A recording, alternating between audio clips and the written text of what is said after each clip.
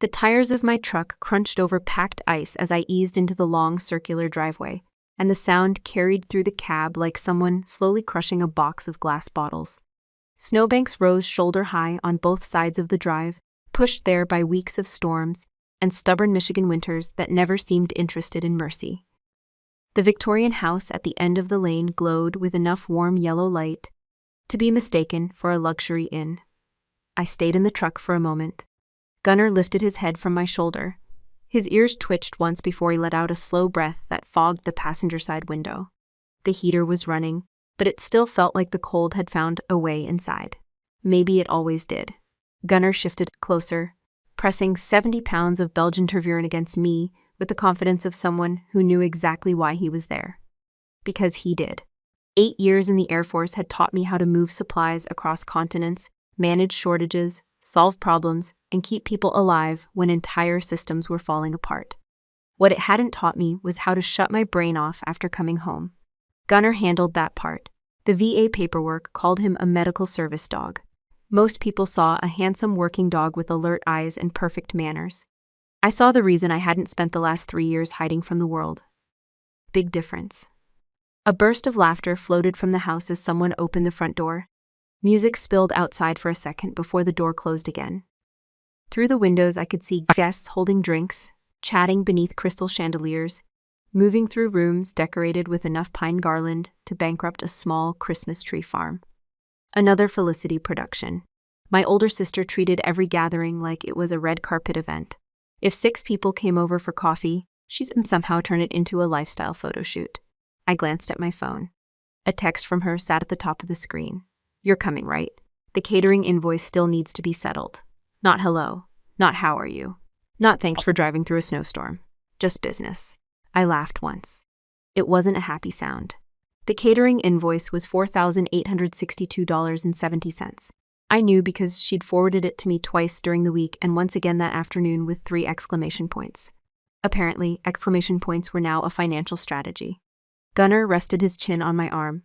"Yeah, I know," I told him. He blinked. Smart dog. I grabbed the envelope from the center console. Inside, Awasishir's check made out to North Harbor Culinary Events.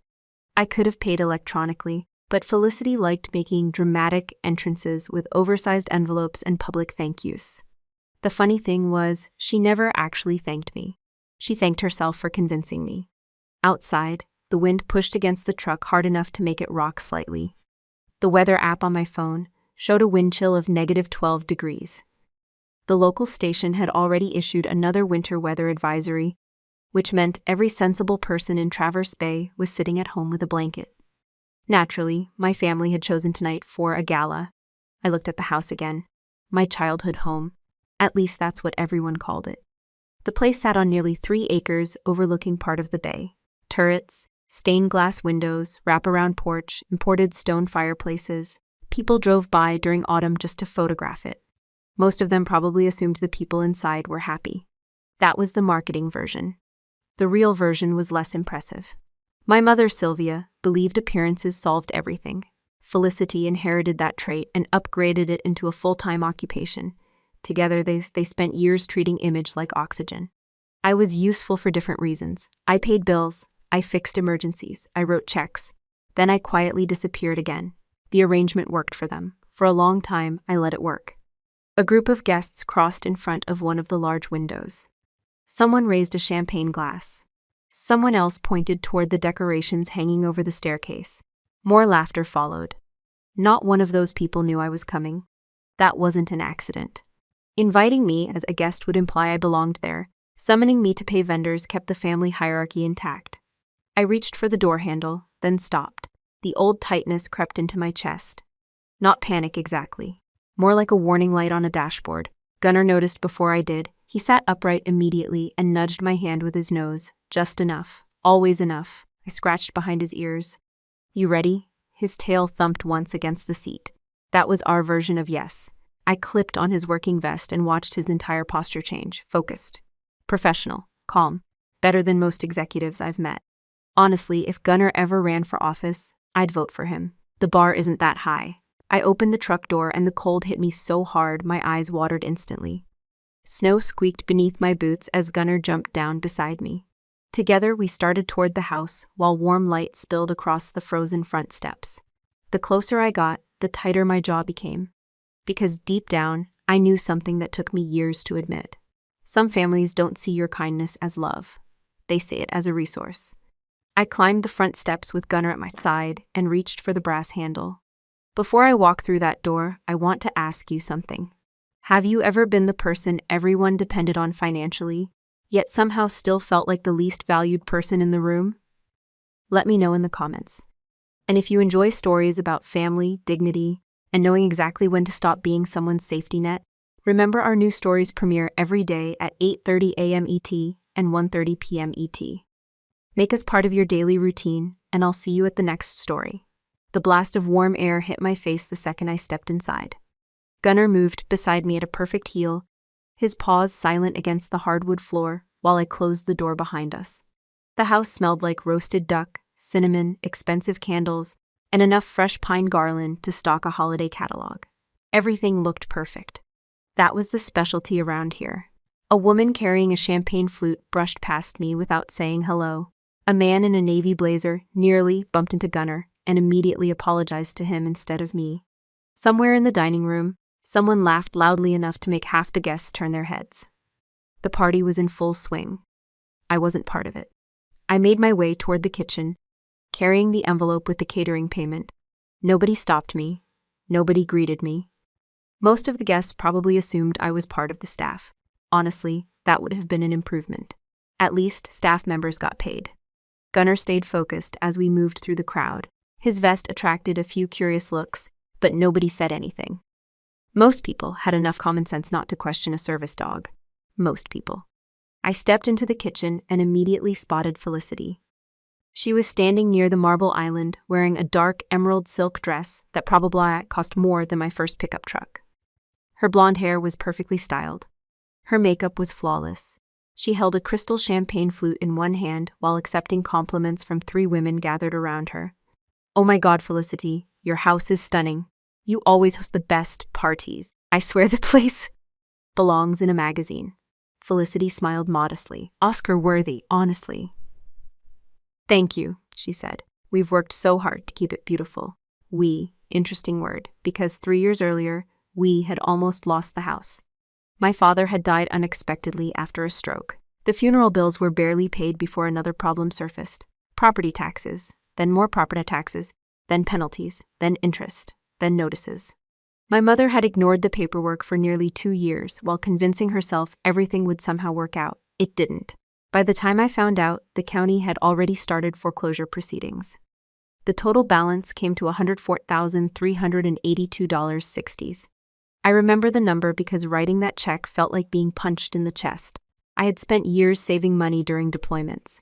Combat pay, hazard pay, overseas housing allowances. Long nights in places most people couldn't find on a map. That money was supposed to become my future. Instead, it became their rescue plan. I paid the entire debt, not half, not a loan, all of it. The attorney handling the case recommended transferring ownership to protect the property from future financial disasters. The paperwork was completed legally. The deed changed hands. This became mine. Nobody in the extended family ever learned that part. I never announced it, never bragged about it, never demanded gratitude. I simply allowed my mother and sister to continue living there. For 3 years. Because despite everything, they were still family. Or at least that's what I kept telling myself. Felicity finally noticed me standing near the kitchen doorway. For one brief second, our eyes met. No smile, no hello, no thanks for coming. Her gaze dropped directly to Gunnar. Then to a few melted snowflakes near his paws. She sighed dramatically. There it was, right on schedule. I can't believe she brought the animal to a formal event. She didn't even bother lowering her voice. One of the women beside her looked uncomfortable. The other 2 pretended not to hear. My mother appeared from the pantry carrying a serving tray. "What animal?" she asked. Felicity pointed. "That animal." Gunnar calmly sat beside me, perfect posture, perfect behavior. Meanwhile, half the guests were on their 3rd glass of wine. But apparently the problem was the dog. My mother looked at Gunnar and frowned. Couldn't he stay in the truck for a few hours? I stared at her. The question wasn't surprising. The casual way she asked it was. Outside, the wind chill was -12 degrees. Nobody would leave a dog in a vehicle during weather like that, especially not a service dog, especially not one trained to monitor medical symptoms. But logic rarely stood a chance against appearances in this family. No, I said. That was it. One word. My mother's expression tightened slightly. Felicity rolled her eyes. Honestly, Blair, everything doesn't have to be about you. I almost laughed. That statement deserved a trophy. For 3 years, I had paid property taxes, insurance premiums, emergency repairs, and utility shortfalls whenever my mother forgot a bill. 6 months earlier, I had quietly covered a $7,413 furnace replacement because the old system failed during another Michigan winter. Yet somehow everything was always about me. Amazing. The caterer approached before I could respond. A nervous-looking man wearing a black apron held a clipboard against his chest. "Excuse me, Miss Covington?" I nodded. "I have the final invoice, already handled." I handed him the envelope, his shoulders visibly relaxed. "Thank you. We were getting worried." Of course they were. People generally like being paid. The caterer thanked me twice before walking away. Felicity didn't thank me once. Instead, she lifted her champagne glass and returned to her audience. The conversation resumed immediately. Compliments, smiles, admiration. The illusion continued. I watched my sister laugh at a joke she probably didn't find funny while guests admired a lifestyle she couldn't actually afford. The strange thing wasn't that she believed the illusion. The strange thing was how many other people believed it too. I glanced around the room. Crystal chandeliers, fresh floral arrangements, live string quartet near the staircase, imported wine, professional catering. Everything looked expensive, everything looked effortless, and almost every piece of it existed. It's because someone else had quietly absorbed the cost. Me. Gunnar nudged my hand gently. A reminder. Not a warning, just a reminder. I scratched behind his ears and felt some of the tension leave my shoulders. He didn't care about social status. He didn't care about appearances. He didn't care who owned the biggest house in Traverse Bay. He only cared whether I was okay. Funny how the dog consistently showed more loyalty than half my relatives. I looked across the room at Felicity again. She raised her glass as another guest praised her beautiful home, and not a single person in that room knew they were applauding the wrong owner. I squeezed past a group of guests gathered around the staircase and headed toward the back of the house before anyone could pull me into another awkward conversation. Not that many people were trying. Most of them were busy admiring Felicity's performance. Gunnar followed beside me without needing direction.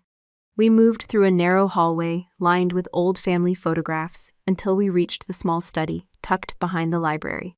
The room had always been my favorite place in the house. Not because it was beautiful, because nobody wanted it. The walls were covered with dark oak shelves filled with dusty books my father used to collect from estate sales. An old leather chair sat near the window. The desk looked like it had survived 3 wars and a flood. Perfect. I closed the door behind us. The sounds of the party immediately dropped from a roar to a distant hum. Much better. Gunnar circled twice before settling onto the rug. I sat on the floor beside him. For a while, neither of us did anything. I scratched behind his ears while he leaned against my shoulder. The steady pressure helped more than most medications ever had. His breathing stayed slow and predictable. Mine gradually matched his. Outside the study, glasses clinked. Someone laughed. Music drifted through the walls. Inside the room, there was peace. I pulled a tennis ball from my coat pocket and rolled it across the floor. Gunnar brought it back. We repeated the process. Simple entertainment, cheap therapy, better results than most expensive wellness retreats. Around us, a party was trying very hard to impress people. Inside the study, a dog was perfectly happy with a tennis ball that cost $3.49 at a farm supply store. One of those seemed healthier. The evening drifted by. At some point, I checked my phone. A little after 9, then later, a little after 10. The longer I stayed hidden, the better the night became. Nobody needed money, nobody needed favors, nobody needed rescue. A rare family holiday miracle. Gunnar eventually stretched out on the rug and rested his head on my boot. I opened an article on my phone and started reading. Then my phone vibrated. I glanced at the screen. VA case management. I immediately sat upright. The call wasn't unexpected. My transition coordinator had been trying to finalize several pieces of paperwork connected to my ongoing medical support program. Missing one of those calls could create weeks of unnecessary delays. Government systems love paperwork. Almost as much as my sister loves attention, I answered. Hello, this is Blair. Mrs. Covington, this is Rebecca Harmon with Veteran Services.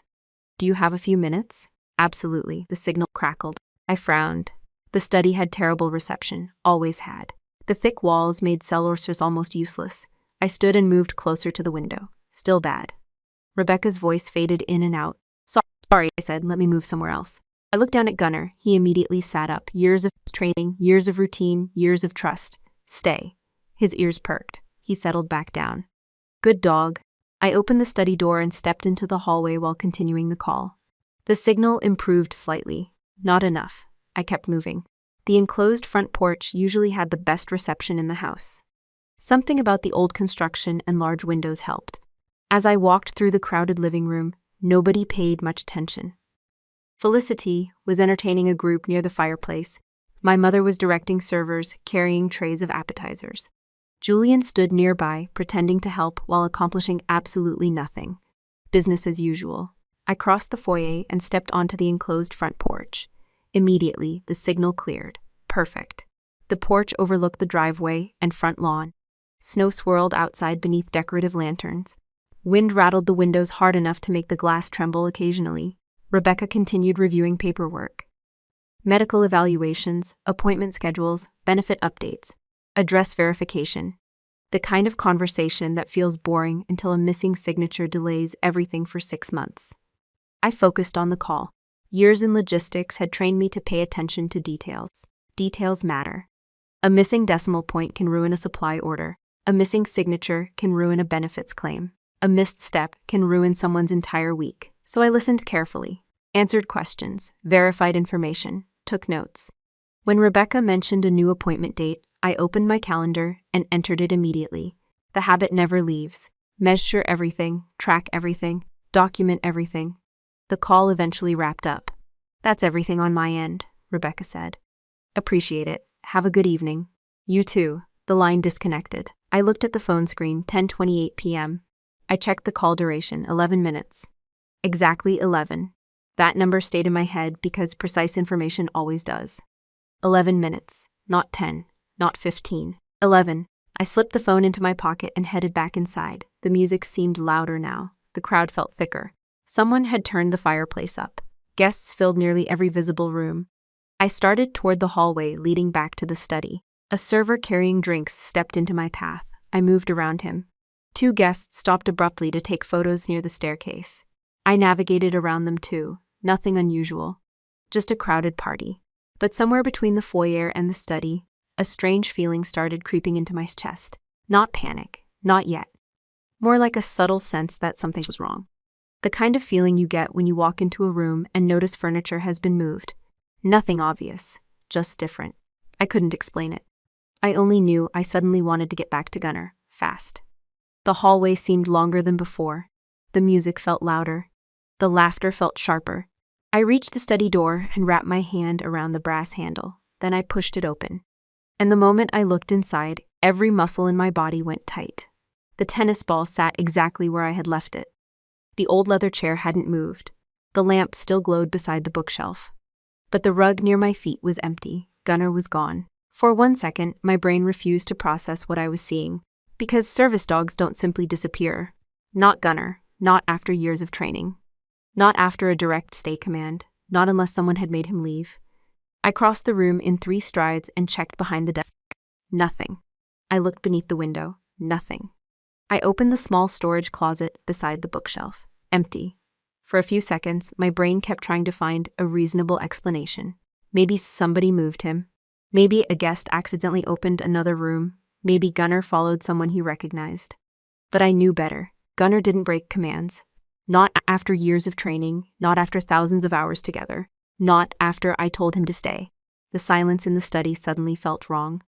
I turned and headed back toward the living room. Fast. The crowded hallway seemed narrower than before. Guests blocked the path without realizing it. Conversations blended together into meaningless noise. Somebody laughed loudly nearby, and the sound hit my nerves like sandpaper. I kept moving. My eyes searched every room. Dining room, no Gunnar. Library, no Gunnar. Front foyer, nothing. A knot tightened in my stomach. Not panic, not yet. Something colder, something sharper. I pushed into the main living room and scanned the crowd again. Then I saw Felicity.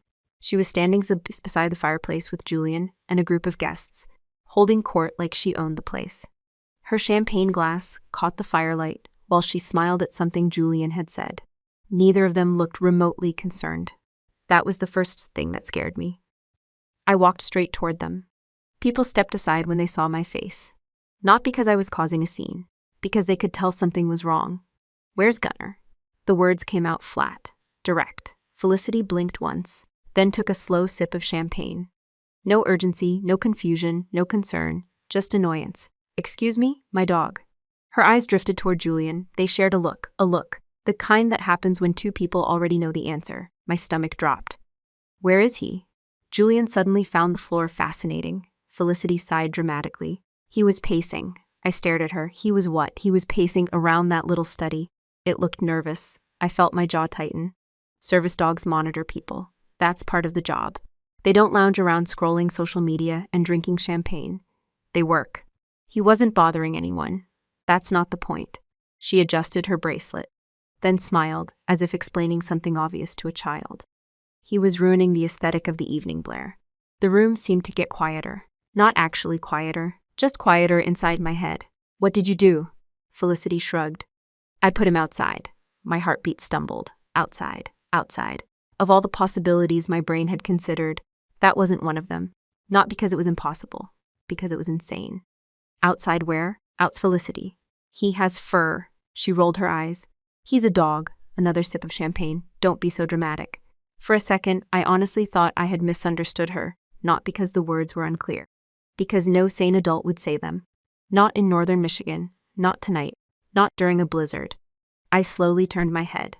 Mounted on the wall near the dining room entrance was a digital weather station. My father installed it years ago because he liked tracking storms. The temperature display glowed blue. 14 Fahrenheit, -14. Not counting wind chill, just temperature. Outside the large front windows, snow blasted sideways across the property. The storm had intensified since I arrived. Visibility beyond the driveway was nearly gone. I looked back at Felicity. Something inside me was changing, not exploding, changing. The way ice changes when pressure builds beneath it. "How long ago?" She frowned. "What?" "How long ago did you put him outside?" "I don't know. Guess." She looked irritated now, maybe because people nearby had stopped talking. Maybe because attention was shifting away from her. Maybe because for once, the spotlight wasn't flattering. I didn't check the time. Julian finally spoke. "It wasn't that long." I turned toward him. "How long?" "I don't know. Maybe 10 minutes. 10 minutes. Maybe." The word hit me harder than it should have, because I knew exactly how long I had been gone. 11 minutes, exactly 11. My mind immediately started calculating. Training, experience, habit, -14 degrees, heavy snowfall, strong wind, dark coat, tied or untied, sheltered or exposed, wet or dry. Every variable mattered. Every minute mattered. And standing in front of me was a woman who hadn't considered a single one, because she was worried about party photos. One of the guests cleared his throat, an older man I vaguely recognized from town. "Wait," he said carefully. "You put a service dog outside during this storm?" Felicity visibly stiffened. The word service dog suddenly changed the room. People understood that. A pet was one thing, a medical service animal was another. Her smile faltered. "Just a little. He wasn't in danger. You don't know that. He's a dog." There it was again. The same sentence. The same excuse. The same complete refusal to understand. She wasn't looking at Gunnar. She wasn't even looking at me. She was looking at an inconvenience. A visual problem. Something that didn't match the image she wanted guests to see. And for the first time all night, I understood something clearly. This wasn't carelessness. Carelessness forgets. Carelessness overlooks. Carelessness makes mistakes. This was a decision, a deliberate choice. She looked at something important to me and decided her party mattered more. The realization landed with surprising calm. No shouting, no tears, no dramatic confrontation, just clarity, cold clarity. I took one step backward, then another. My coat was already half open before I reached the foyer. Someone behind me called my name. I ignored them. The front door opened with a blast of freezing air that made several guests gasp. Snow immediately swirled into the entrance hall. The storm hit my face like broken glass. I barely felt it. Because one thought had pushed everything else aside. Gunnar was out there, and every second spent talking to Felicity was another second he spent alone in that storm. I cut across the foyer and headed straight for the kitchen. Someone called after me. I didn't stop. The kitchen staff scattered as I moved past them. One server nearly dropped a tray of wine glasses when I shoved through the swinging door leading to the mudroom. The back door wouldn't open. For one horrible second, I thought it had been locked. Then I realized the bottom edge was frozen to the frame. Of course it was. The storm had been hammering the house for hours. I slammed my shoulder into it. Nothing. I hit it again. The seal cracked loose with a sharp pop, and the door burst open. A wall of snow and wind immediately exploded into the room. The cold hit like a punch, not cold. Violence. The kind of cold that steals your breath before your brain catches up. I stepped outside. The wind instantly tore at my clothes. Snow blasted sideways across the property, stinging every inch of exposed skin. The lights from the house barely reached the detached garage 50 yards away. Visibility was terrible. I started moving, fast. Gunner! The wind swallowed my voice. I pushed forward through knee-deep drifts, forming along the side yard. Gunner! Nothing. My heart pounded harder. Every scenario raced through my head at once. Maybe he got loose. Maybe he found shelter. Maybe somebody put him in a shed. Maybe. Then I saw movement behind the detached garage, a dark shape barely visible through the blowing snow. I ran. The closer I got, the worse it became. An old iron utility post stood near the rear corner of the garage. Years ago, my father used it for hanging extension cords and garden tools. Now a leash was tied around it. And at the end of that leash was Gunner. My legs nearly gave out. Snow covered most of his back. His fur was white with ice crystals. His body shook so hard I could see it from 20 feet away. And his eyes. God, his eyes. Not fear, not panic. Confusion. The kind of confusion only loyalty can create. He didn't understand why he had been left there. He didn't understand what he had done wrong. He had simply obeyed whoever gave the command. Because that's what good dogs do. I dropped into the snow beside him. Gunner. His ears twitched. Then his tail moved once. Just once. The effort seemed to cost him. I wrapped both arms around him immediately. His fur felt frozen. Actually frozen. Not cold. Frozen. Ice had formed along his chest and necks, where blowing snow had melted and refrozen. The leash knot was stiff from ice. My fingers barely worked as I tried to untangle it. It's okay. The words came out broken. It's okay, buddy. His head pushed weakly against my chest. Trust, even now. Trust. I pulled off my heavy winter coat and wrapped it around him. The wind immediately tore through my sweater. I didn't care. Gunner mattered. Nothing else. For several seconds, I just held him there in the snow, not moving, not thinking, just holding him. And something inside me quietly changed. Not shattered, not exploded. Changed. People imagine betrayal happens during screaming matches. It doesn't. Sometimes betrayal happens in absolute silence. Sometimes it happens when you realize someone looked at the thing keeping you alive and decided it was inconvenient. That was the moment. Not later, not during the argument, not after I left. Right there, kneeling in a snowbank, holding my freezing dog. A door inside me closed, and it closed gently.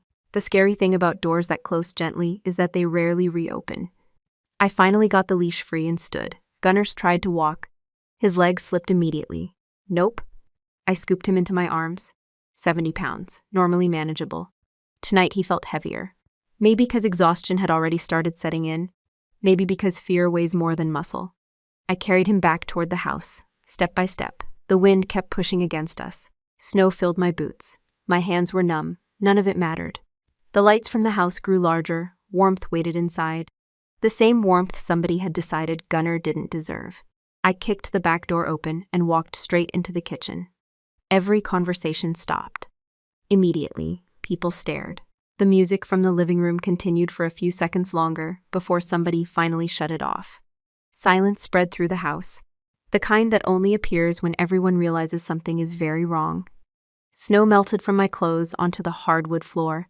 Water dripped from Gunner's fur. His body was still trembling beneath my coat. I walked through the center of the kitchen, then the dining room, then the living room. Nobody moved. Nobody spoke. Even Felicity looked surprised. Apparently, she hadn't expected consequences to become visible. My mother reached us first. Her face twisted with anger, not concern, not horror, anger, typical. Blair, she hissed. What are you doing? I kept walking. She stepped in front of me. You're embarrassing the family. I stopped. The room was completely silent now. Every guest listening, every guest watching. My mother glanced around nervously. Her biggest fear wasn't what happened to Gunner. Her biggest fear was that people might find out. That told me everything. I looked at her, then at Felicity, then at Julian. 3 people, 1 choice. Nobody had stopped it. Nobody had objected. Nobody had gone outside. I didn't raise my voice. I didn't need to. You didn't just lock him out. The words landed quietly. The room somehow felt even quieter. I looked directly at Felicity. You locked me out. Nobody spoke. Nobody moved. And I'm never holding the door for you again. That was it. No speech. No dramatic ending. Just the truth. The simplest truths usually hurt the most. I turned around and headed for the hallway. My overnight bag was still in the study. I grabbed it. Then I carried Gunnar out the front door. No one followed. No one apologized. No one tried to explain. The storm was still raging when I reached my truck. I carefully settled Gunnar onto the back seat beneath 2 emergency blankets I kept for winter travel. He curled into them immediately. Good sign. Not perfect, but good. I started the engine. The heater roared to life. The house remained glowing behind me, warm, bright, beautiful. And for the first time in my life, it no longer felt like home. I shifted into drive and pulled away from the curb. Snow swallowed the road ahead. The house disappeared in my mirrors, and I never once looked back. I kept one hand on the steering wheel and the other resting on the edge of Gunnar's blanket while the truck pushed through the storm. Every few minutes I glanced into the rearview mirror, still breathing, still awake, still with me. That was enough. The roads around Traverse Bay were nearly empty. Most sane people were home by a fireplace. Snowplows struggled to keep up with the storm, and visibility dropped so low in some places that the centerline vanished completely. I eventually pulled into the parking lot of a small roadside motel called Harbor Pines Lodge. Not fancy, not impressive. Exactly what I needed. The night manager took one look at Gunnar and handed me a ground floor room without asking questions. Good people still exist. Sometimes they're just harder to find than relatives. Inside the room, I immediately turned the heat up. Gunnar climbed onto the carpet slowly. His legs were steadier than before, but I didn't like how tired he looked. I spread 2 extra blankets across the floor and wrapped him up until only his face remained visible. Then I sat beside him. For nearly an hour, no television, no music, no phone calls. Just listening to his breathing, watching him relax, waiting for the shivering to stop. Eventually it did. Only then did I feel my shoulders loosen. I ordered room service soup from the diner attached to the motel.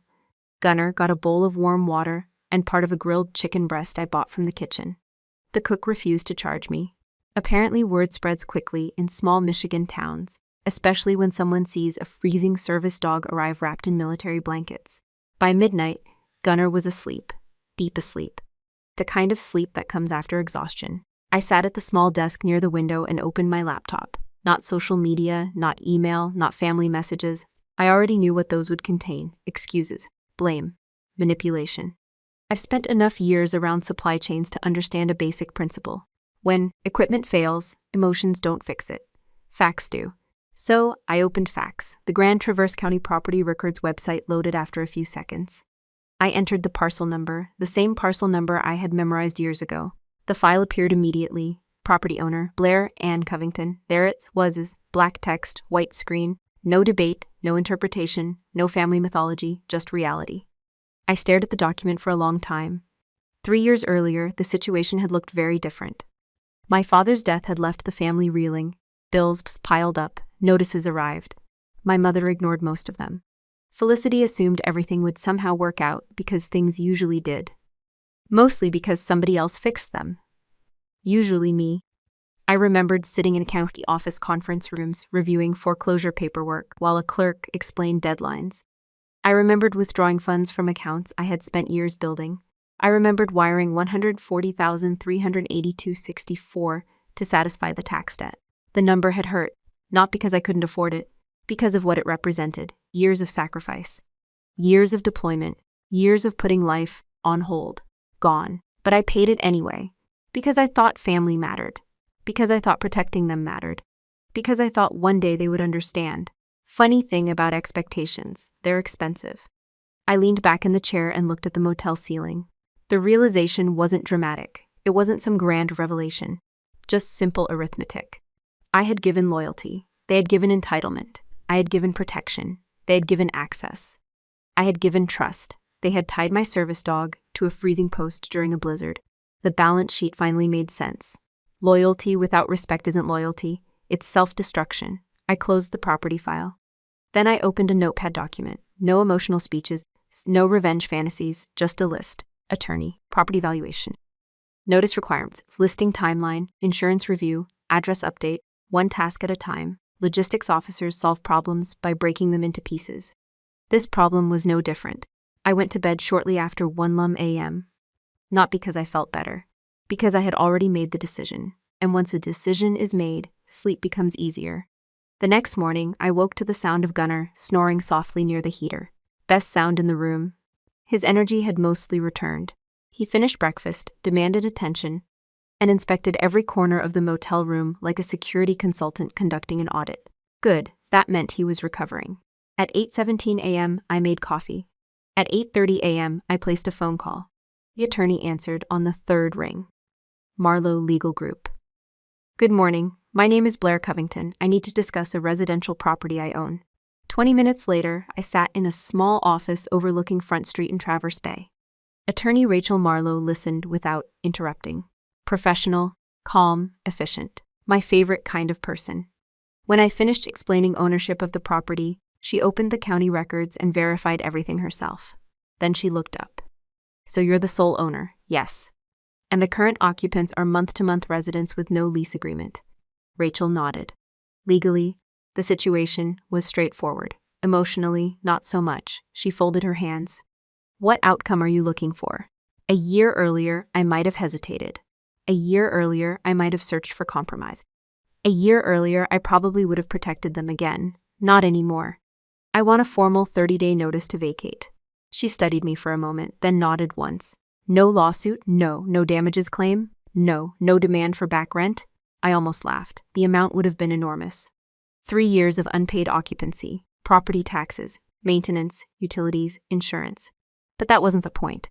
I wasn't trying to punish them. I was removing them. Big difference. Rachel made several notes. What happens after they leave? I looked out the office window at the snow-covered street below. People moved between coffee shops carrying winter coats and paper cups. Life continued. Quietly, normally, without drama, exactly how I preferred it. The house gets listed immediately. She nodded again. I can start drafting the paperwork today. Please do. The meeting ended 35 minutes later. When I stepped back outside, Gunnar stood beside me on the sidewalk, watching traffic move through downtown Traverse Bay. I scratched behind his ears. The wind felt different that morning. Not warmer, just clearer. For years, I had been trying to earn a seat at a table where nobody respected me. I wasn't going to fight for that seat anymore. I was going to remove the table.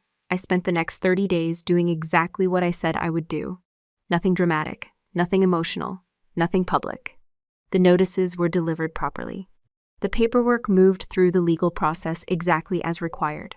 A real estate photographer documented every room in the Victorian house. An appraisal came back higher than expected. The listing package was prepared. Meanwhile, I stayed quiet.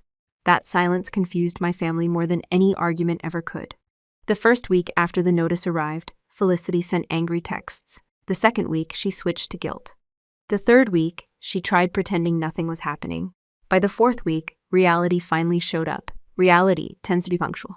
The morning everything became real started with breakfast. Not mine. Theirs. I only know the details because several of them later appeared in messages, voicemails, and conversations with mutual acquaintances. Felicity and Julian were sitting in the breakfast room, overlooking the bay. The room had floor-to-ceiling windows and a view people normally paid resort prices to enjoy. Julian was reading sports scores on his tablet. Felicity was scrolling through social media, probably checking likes, probably checking comments, probably checking herself. Then somebody knocked on the front door. Not a friend, not a guest, not a neighbor, a process server. He arrived carrying a legal envelope with county documentation attached. No shouting, no threats, no opinions, just paperwork. The most dangerous kind of paperwork. Because paperwork doesn't care about feelings. The documents included the final notice to vacate and the official notice of property sale. The listing would go live immediately. Showings would begin within days. Ownership wasn't under dispute. The county records were clear. The attorney had done everything correctly. There was nowhere to argue. The floors simply disappeared beneath them. My phone started ringing 9 minutes later. I know because I checked. The first call came from Felicity. Ignored, then Julian. Ignored, then my mother. Ignored, then Felicity again, and again, and again. The phone practically vibrated itself across the kitchen counter. By noon, I had 72 missed calls. 72. 3 years of unpaid housing never generated 72 calls. Funny how urgency suddenly appears when consequences arrive. Gunnar lifted his head from his dog bed every time the phone buzzed. Eventually, he looked annoyed. Honestly, same. I muted the device and went back to work. The training facility property I'd recently purchased in the Upper Peninsula needed fencing estimates. I was reviewing contractor bids when another call appeared. This time I answered. Not because I felt guilty, not because I felt obligated, because I was curious. Big difference. I placed the call on speaker and set the phone on the desks. Hello. The explosion happened immediately. Are you out of your mind, Felicity? No greeting, no introduction, straight to the screaming. Comforting, in a way. Consistency is important. You can't do this. I took a sip of coffee. I already did. This house belongs to our family. It belongs to me. Silence brief, painful. Then louder screaming. You know what I mean. Actually, I didn't. Family and ownership are different things. That distinction seemed difficult for her. You can't sell it. It's listed. You can't throw us out. The notice period ended. This is insane. No. I looked out the office window. Snow drifted slowly across the property outside. The contrast between her panic and my surroundings was almost relaxing. This is paperwork. She made a sound somewhere between a scream and a gasp. Apparently paperwork was offensive now.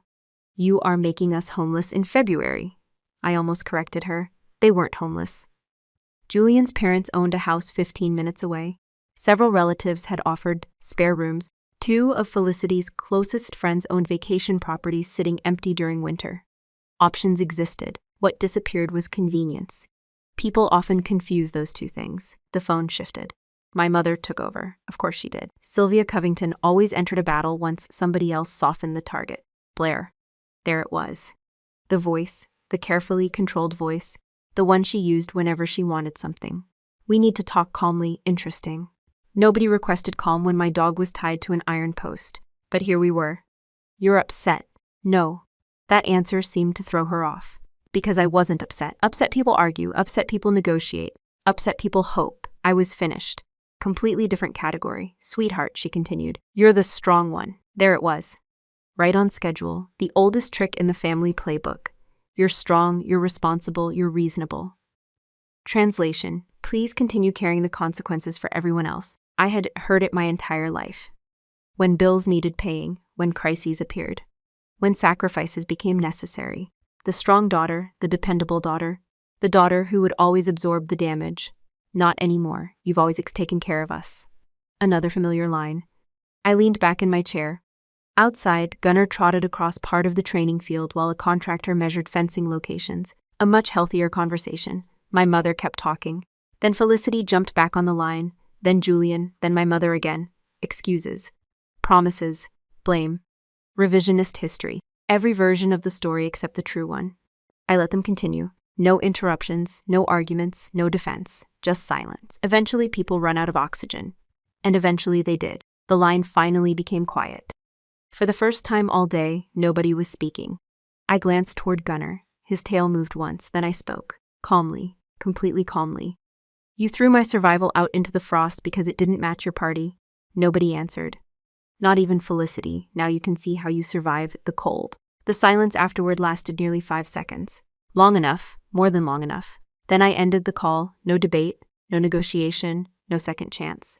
The phone immediately started ringing again. I turned it off. Outside, the contractor finished measuring the last section of property and waved. I waved back. Then I grabbed my coat and headed outside to join him. Because while my family was busy mourning the loss of an illusion, I was busy building something real. I spent the next few months watching my old life disappear from a comfortable distance. Not because I was hiding. Because I was busy. The house sold faster than anyone expected. Apparently, a restored Victorian estate overlooking Traverse Bay attracts attention when it's priced correctly. The listing went live on a Thursday morning. By Saturday afternoon, there were multiple offers. By the following week, the winning bid came in. $892,000, well above asking price.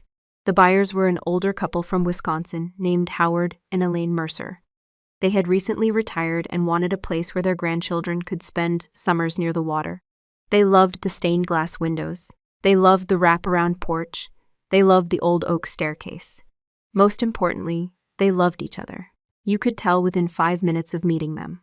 When we sat down for the final walkthrough, Howard spent half the conversation making Elaine laugh. Elaine kept correcting him whenever he exaggerated a story. Healthy people are surprisingly easy to recognize. I signed the closing documents without hesitation. No sadness, no regret, no dramatic final look around the property.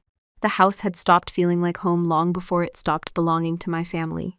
The proceeds landed in my account 3 business days later. And that's when several relatives suddenly rediscovered my phone number. Funny how that works. A cousin I hadn't heard from in 4 years wanted to know if the sale rumors were true. An uncle who skipped my father's funeral wanted to hear my side. One aunt called 3 separate times trying to convince me that family reconciliation would be easier if I shared some of the money. Apparently forgiveness now had a payment plan. I declined, politely. Meanwhile, reality continued unfolding for my mother and sister. They didn't end up homeless, not even close. Julian's parents took them in. That detail became one of Traverse Bay's favorite topics for several weeks. Not because people were cruel, because the contrast was impossible to ignore. For years, Felicity had built her entire identity around appearances, luxury, status, influence, perfection. Now she was sharing a spare bedroom in her in-laws' ranch-style house outside town.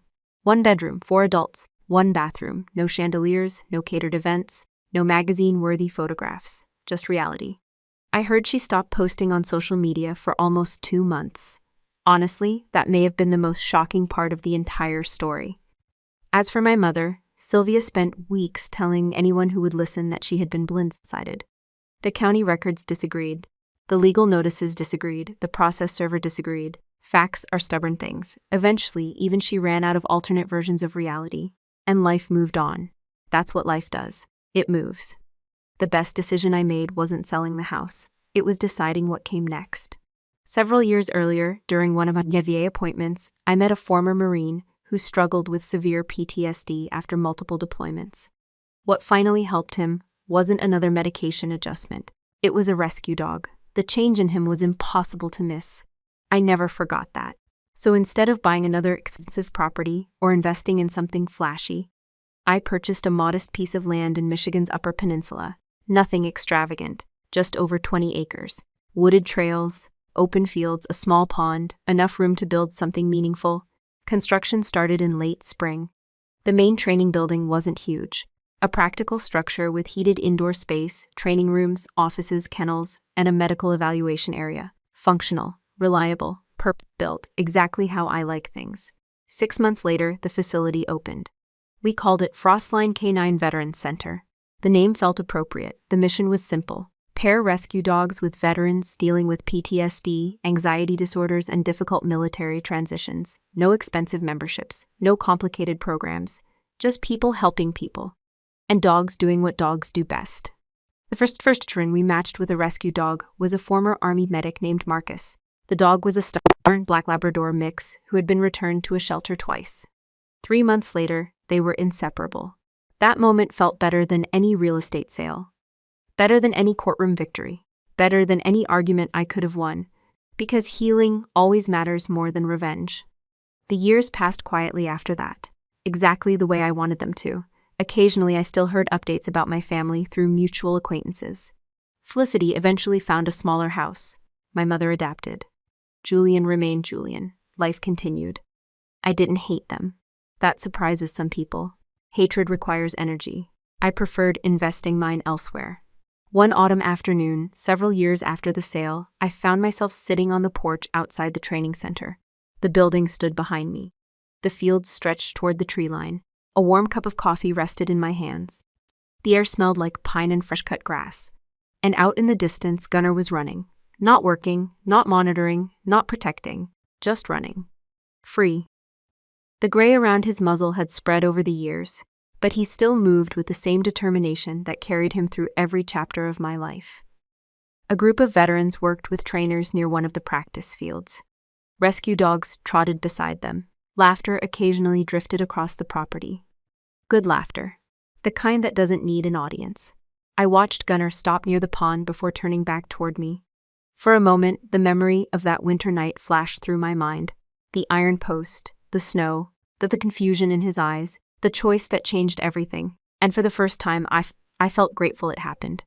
Not because the pain was necessary, not because betrayal is valuable, but because it forced me to stop protecting people who would never protect me. Sometimes the hardest lesson isn't learning your worth.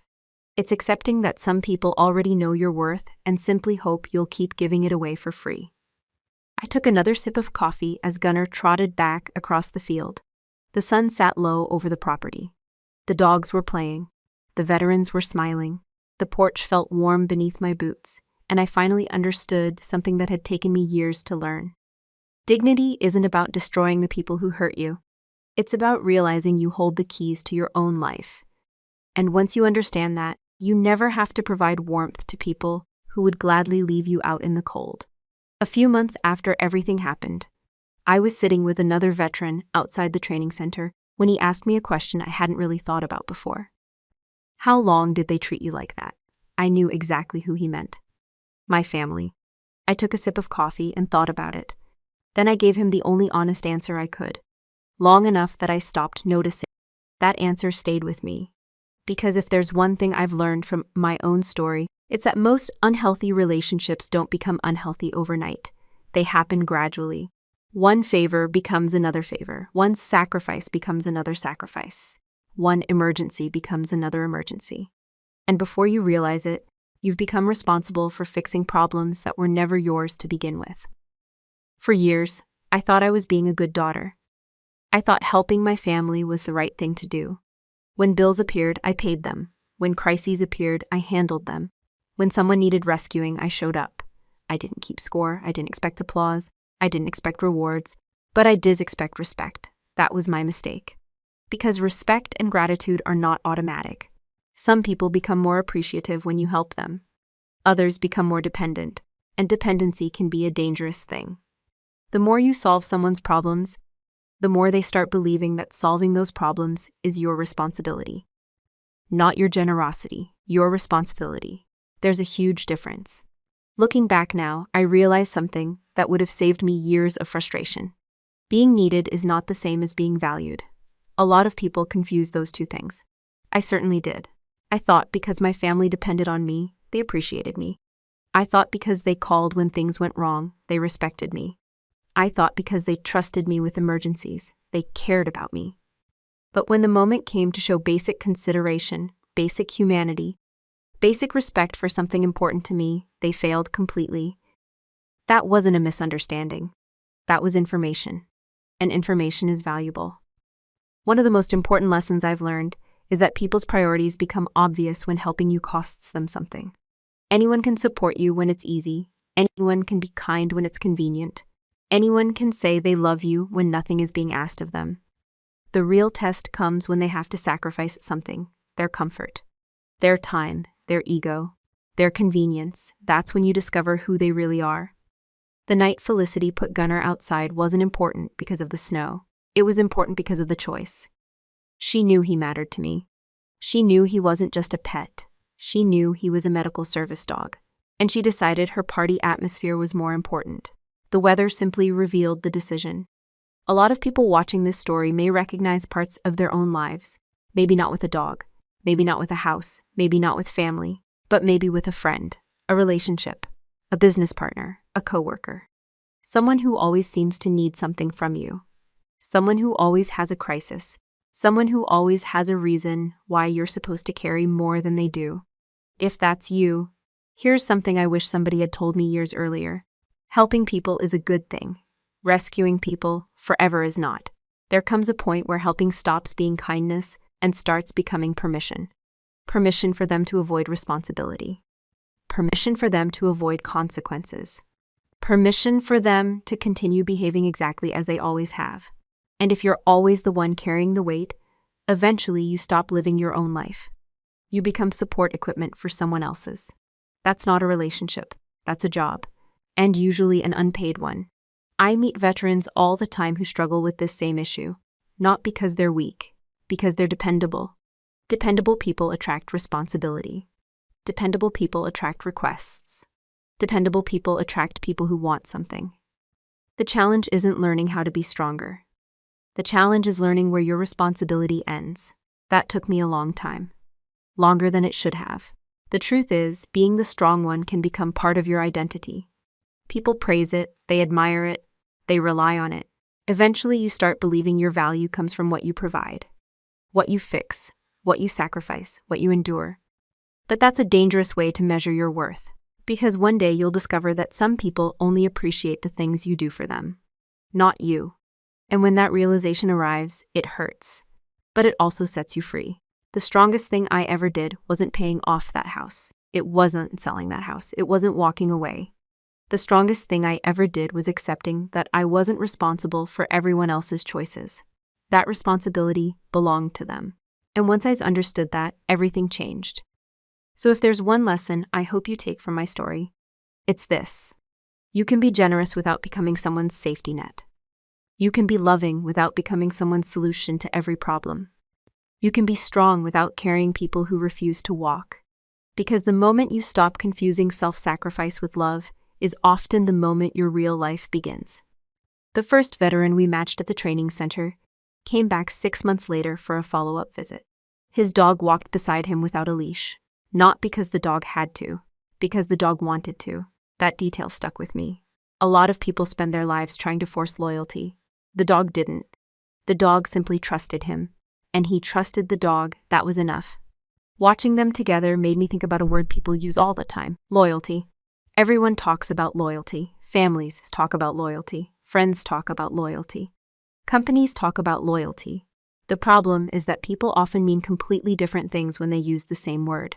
For years, I thought loyalty meant staying, no matter what. I thought loyalty meant tolerating behavior that hurt me. I thought loyalty meant giving people another chance. Then another, and another. I thought loyalty meant proving my commitment through sacrifice. A lot of people are raised that way. Maybe you were too. You're told family comes first. You're told blood is thicker than water. You're told good people don't walk away. You're told strong people endure. Those ideas sound noble. Sometimes they are. Sometimes they're traps. Because there is a huge difference between loyalty and surrender. Real loyalty goes both directions. That's the part many people conveniently forget. If one person is sacrificing everything while the other person sacrifices nothing, that's not loyalty, that's dependence. If one person is constantly protecting the relationship while the other person keeps damaging it, that's not loyalty, that's maintenance. If one person keeps showing up while the other person keeps taking advantage of them, that's not loyalty, that's exploitation. The older I get, the more I believe loyalty is actually pretty simple. People who care about you protect what matters to you. Even if they don't fully understand it, even if it's inconvenient, even if it's not their favorite thing. They protect it because it matters to you. That's what respect looks like. I think about Gunnar a lot when I talk about this, not because he's a dog, because he made complicated things simple. Every morning he checked on me. Every night he checked on me. When I was struggling, he stayed close. When I was fine, he relaxed. When I needed space, gave it. When I needed support, he was there. No speeches, no conditions, no scorekeeping, just consistency. Honestly, some humans could learn a lot from dogs. One of the biggest mistakes people make is confusing history with loyalty. Just because someone has known you for 20 years doesn't mean they're loyal. Just because you're related doesn't mean they're loyal. Just because you've been friends since childhood doesn't mean they're loyal. Time proves familiarity. Behavior proves loyalty. Those are different things. I've met veterans who were supported by complete strangers, more than by their own relatives. I've seen rescue dogs show more consistency than lifelong friends. I've watched neighbors step up when family members disappeared. Life has a funny way of teaching that lesson. The people you expect to stand beside you aren't always the ones who do. And sometimes the people who do stand beside you are the ones you never saw coming. That realization changed how I evaluate relationships. Today I pay less attention to what people say. I pay attention to patterns. Do they show up? Do they follow through? Do they respect boundaries? Do they care when you're struggling? Do they make your life better or harder? Those questions tell you almost everything you need to know. The answers usually appear long before we're willing to admit them. I think many people stay in unhealthy relationships because they're waiting for evidence. They're waiting for one big moment, one dramatic betrayal, one undeniable event. Something that proves they aren't imagining things. But most of the time, the evidence has been there for years. It's hidden inside small moments, small disappointments, small excuses, small acts of selfishness. The big event simply makes it impossible to ignore anymore. The night Gunnar was tied outside wasn't the beginning of the problem. It was the moment the problem became visible. That's an important distinction, because many people watching this story may be waiting for certainty before making a difficult decision. Maybe it's a friendship, maybe it's a relationship, maybe it's a family situation, maybe it's a business partnership. Whatever it is, ask yourself something. If someone treated your best friend the way they treat you, what advice would you give? Most people answer that question honestly, then ignore the answer when it applies to themselves. I've done that. Many of us have. The truth is that healthy relationships don't require you to constantly explain your value. Healthy relationships don't require endless sacrifice to maintain basic respect. Healthy relationships don't leave you feeling exhausted every time you interact with someone. The best relationships in my life today share one thing in common. They're easy, not perfect, easy. There's trust, there's honesty, there's mutual effort. Nobody is keeping score. Nobody is manipulating guilt. Nobody is treating kindness like a resource to be extracted. Just people caring about each other. That's what real loyalty actually looks like. And once you've experienced that, it's very difficult to accept anything less. So if there's one thing I hope you remember from this part of my story, it's this. Don't measure loyalty by how long someone has been in your life. Measure it by how they treat you when you're vulnerable. Because the people who truly care about you will never see your weakness as an opportunity. They'll see it as a responsibility, and they'll protect it the same way they'd want someone to protect theirs. A few weeks ago, a veteran named Eric stopped by the training center after finishing one of our programs. He stood near the fence, watching the dogs run for a while before turning to me. Then he asked a question I've heard many times. Do you ever regret it? I knew what he meant. The house, the family, walking away, everything. I looked out across the field where a dozen rescue dogs were running through the grass. Some of them had been abandoned. Some had been neglected. Some had spent months waiting for someone to give them a chance. Now they were chasing tennis balls and stealing treats from trainers. Life can change quickly when you're finally in the right environment. I smiled. No. And I meant it. Not because everything worked out perfectly. Life doesn't work that way. Not because I won some kind of battle. I don't see it that way either. I don't regret walking away because walking away gave me something I never had before. Space. Space to think. Space to heal. Space to build. Space to become something other than the person who solved everyone else's problems. I think that's the part many people miss. When you're stuck in an unhealthy situation, your entire focus stays on what you're afraid of losing. The relationship, the friendship, the family connection, the history, the investment, the memories, the routines, the comfort. What you don't see is the life waiting on the other side. Because you're staring at the closed door. You're not looking at what's beyond it. I spent years believing that leaving would create an empty space in my life. Instead, it created room. There's a difference. An empty space feels like loss. Room feels like possibility. That's why I always tell people not to focus only on what they're leaving behind. Ask yourself what you're making room for. A healthier relationship, a better future, more peace, better opportunities, a stronger version of yourself. Something always replaces what leaves your life. The real question is whether you're making room for something better. Over the years, I've watched veterans arrive at this facility carrying all kinds of burdens. Some are dealing with PTSD. Some are struggling with depression. Some are trying to rebuild after divorce. Some are simply exhausted from carrying responsibilities that never seem to end. Different stories, same weight. And one thing keeps showing up over and over again. Many of them stay trapped long after they know something isn't working. Not because they're weak, because they're hopeful. Hope is a beautiful thing, but hope becomes dangerous when it's attached to people who refuse to change. That's a lesson I learned the hard way. You cannot heal people who don't want help. You cannot fix people who don't see a problem. You cannot carry someone into a better future while they're actively pulling you backward. Eventually, every person has to decide whether they're building a bridge or becoming one. I spent years becoming a bridge. Everybody crossed. Nobody repaired it. That doesn't make my family evil. It makes them responsible for their own choices, just like I'm responsible for mine. One of the healthiest changes I ever made was learning to stop asking one question. Why are they doing this to me? That question keeps you trapped. It keeps your attention focused on them. Instead, I started asking a different question. What am I going to do now? That's where your power lives. Not in understanding every motivation, not in winning every argument, not in getting closure from people who may never give it. Your power lives in your next decision. Every single time. The moment I focused on my own choices instead of their behavior, my life started moving forward again.